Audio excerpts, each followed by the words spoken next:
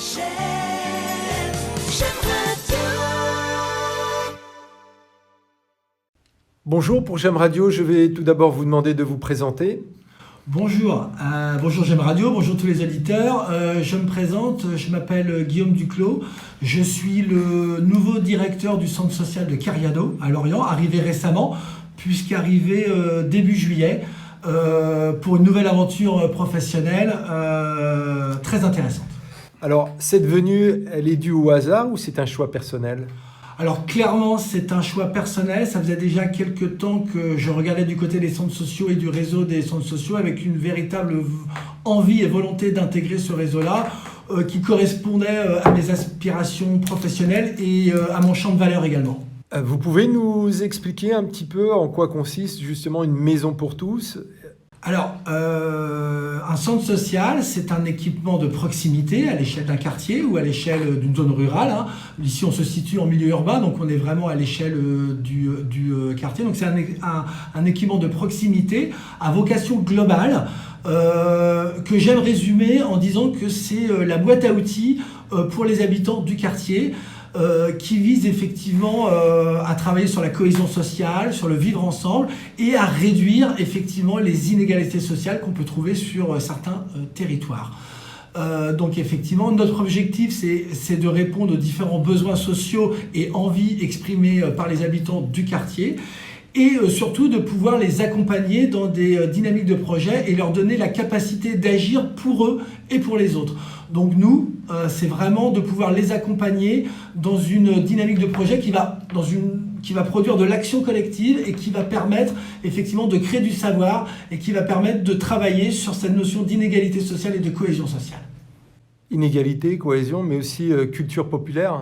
Bien sûr, l'éducation populaire est notre fondement, c'est notre chapeau, on s'inscrit vraiment dans cette tradition-là, mais éducation populaire au sens, encore une fois, de donner les moyens aux personnes de s'engager, de produire de l'action collective dans une visée d'émancipation et de transformation sociale.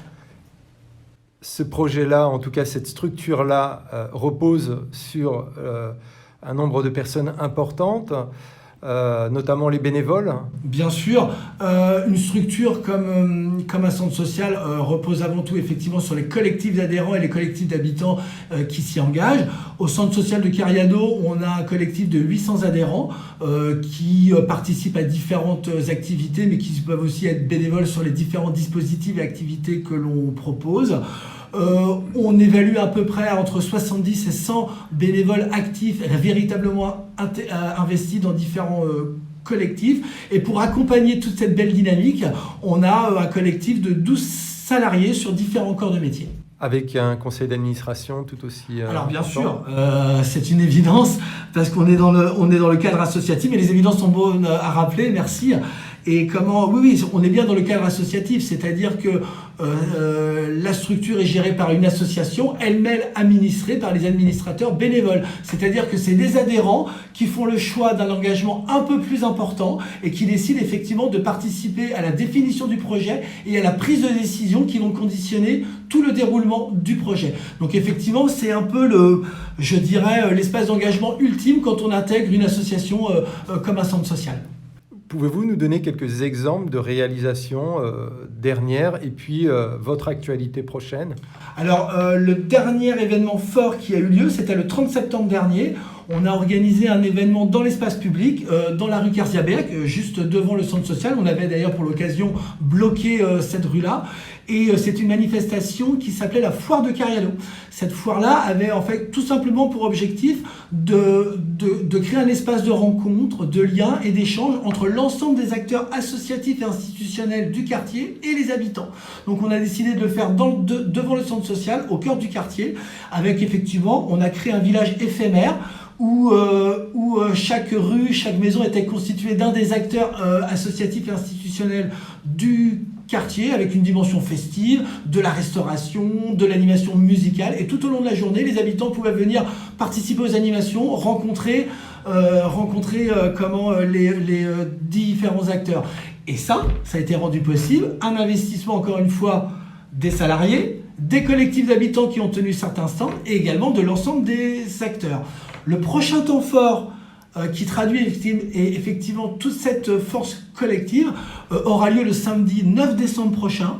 Et c'est notre marché de Noël qui permet effectivement pour nous de créer encore une fois à l'échelle du quartier une animation de la vie locale dans l'esprit de Noël et qui permet également de pouvoir proposer au collectif d'habitants tout un tas d'espaces d'investissement et d'engagement pour tenir différents stands, crêpes, boissons, animation. Et il y aura également la possibilité d'avoir des brocantes de jouets d'occasion et des brocantes d'artisans créateurs.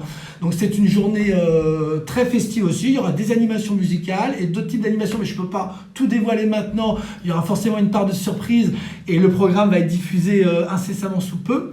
Il va se dérouler où alors, cet événement?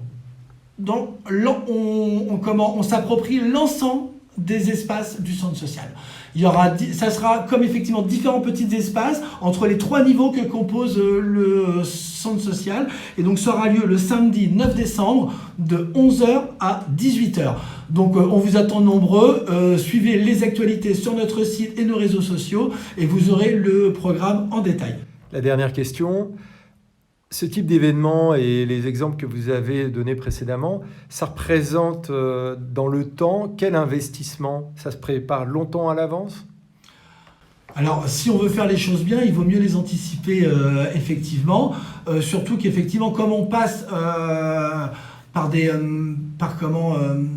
phases de mobilisation des habitants, effectivement, ça peut demander un peu de temps parce que la mobilisation n'est pas toujours évidente et ça demande effectivement du lien, de l'accompagnement. Donc, nous, une des clés de réussite, c'est l'anticipation, effectivement, pour permettre de faire les choses dans les meilleures conditions et faire quelque chose qui soit suffisamment qualitatif pour donner toute la considération qu'on a aux habitants du quartier.